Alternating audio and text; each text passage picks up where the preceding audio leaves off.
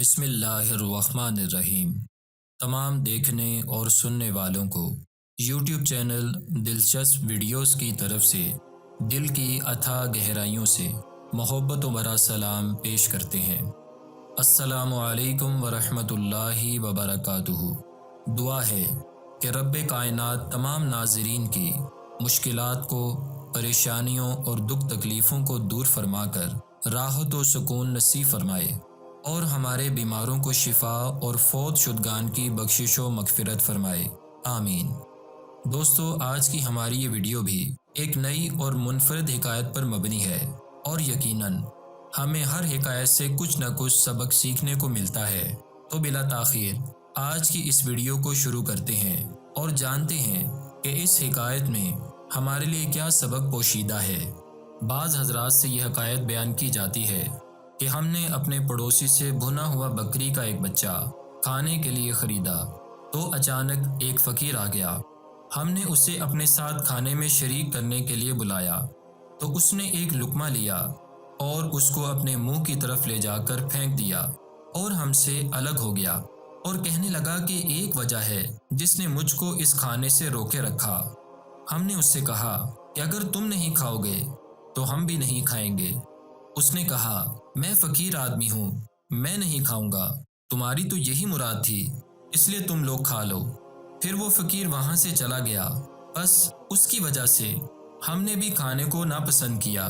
پھر ہم نے اس کے مالک کو بلا کر پوچھا کہ اس بکری کے ناپسندیدہ یعنی مکروہ ہونے کی اصلیت کیا ہے۔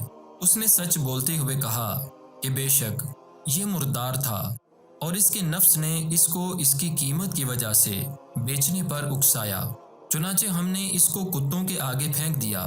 اس کے بعد ہم نے فقیر کو دیکھا اور اس سے وہ کھانا نہ کھانے کی وجہ پوچھی تو اس نے کہا، اللہ کی قسم کئی سال ہو گئے ہیں کہ میرے نفس نے کھانے پر کبھی لالچ نہیں کیا۔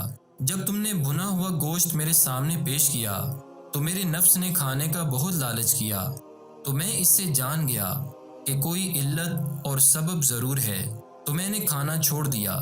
محترم دوستو، آج کی اس حکایت سے ہمیں بہت کچھ سیکھنے کو ملا۔ ایک یہ کہ چند دوست جو بھنا ہوا گوشت کھانا چاہتے تھے مگر وہ نہیں جانتے تھے کہ یہ گوشت مردار ہے جسے اس کے مالک نے پیسوں کے لالچ میں فروخت کیا تھا۔ بس اللہ تعالیٰ نے ان مسلمانوں پر اپنا فضل و کرم یوں کیا کہ ان کو حرام سے بچانے کے لیے اپنے ایک ولی کو فقیر کی صورت میں بھیجا۔ فقیر نے اپنی روحانی پاور سے اندازہ لگا لیا کہ اس گوشت میں کوئی نہ کوئی مسئلہ ضرور ہے، چنانچہ اس نے کھانے سے ہاتھ روک لیا، مگر ان کو کھانے کا اس لیے کہا کہ وہ مسلمان نہیں جانتے تھے کہ یہ مردار ہے، اور اگر یہ تمام دوست وہ بھنا ہوا گوشت کھا بھی جاتے تو سارا گناہ اس بیچنے والے پڑوسی کا ہوتا جس نے چند سکوں کی خاطر حرام کو بیچا تھا۔ بس پتہ چلا کہ اللہ تعالیٰ نے فقیر کی آزمائش اس کے نفس کو لالچ میں ڈال کر کی اور وہ کامیاب رہا، اور اس فقیر کے ذریعے ان مسلمانوں کو حرام سے بچا لیا، اور بھنا ہوا گوشت بیچنے والا پڑوسی بھی شرمندہ ہو کر تائب ہو گیا۔ دعا ہے کہ اللہ پاک ہمارے ایمان کی حفاظت فرمائے۔